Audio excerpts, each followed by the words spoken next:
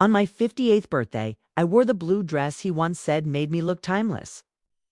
The house smelled like vanilla cake and old memories. Friends laughed. Relatives clapped. Someone adjusted the candles. I noticed my husband wasn't smiling, kept checking the door. When it was time to cut the cake, he stood up instead. "I need to say something," he said. The room quieted. My heart didn't race. Somehow it already knew. "There are people here tonight," he continued, "who should have been in my life a long time ago." The door opened. A woman in her late 50s walked in first. Her hair streaked with gray, her eyes tired but steady. Behind her, two grown adults, a man and a woman, both looking like strangers and mirrors at the same time. My husband's voice cracked. "This is my family." No one breathed. "I had another life," he said. "Before I met you, I didn't know how to bring it into this one." 30 years. 30 years of shared breakfasts, quiet arguments, hospital visits, and inside jokes, suddenly balanced against a truth that had been living in silence. Someone whispered, "Oh my God." Everyone turned to look at me. They expected a scream, or tears, or collapse. Instead, I smiled. Not because it didn't hurt, but because the pain was familiar. "I wondered when you'd finally bring them," I said softly. My husband froze. The room shifted. You knew?" he asked. I walked slowly to the cabinet near the window and pulled out a small wooden box. It was old, scratched, carefully kept. I placed it in his shaking hands. "Open it," I said. Inside were letters. Dozens of them. Some yellowed, some unopened, all written in his handwriting. Gasps filled the room. "I found the first one 3 months before our wedding," I said. "It fell out of your coat pocket." My husband sat down heavily. "I didn't confront you," I continued, "because I was young and scared and in love."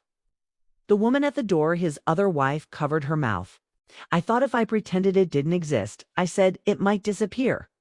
I paused. It didn't. The son stepped forward. His voice was careful. "She told us about you," he said, nodding toward me. "She said you were the reason he stayed away." I met his eyes. "No," I said gently. "I was the reason he survived his guilt." The room was silent except for the hum of the refrigerator. "I read every letter," I said.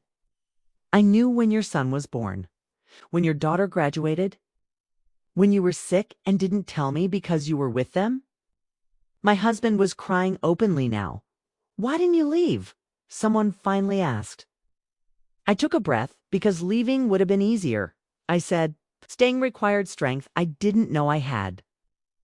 I walked toward the woman standing near the door. She looked at me like someone meeting a ghost. "I never wanted to hurt you," she whispered. "I know," I replied. "We were both promised half a life by the same man."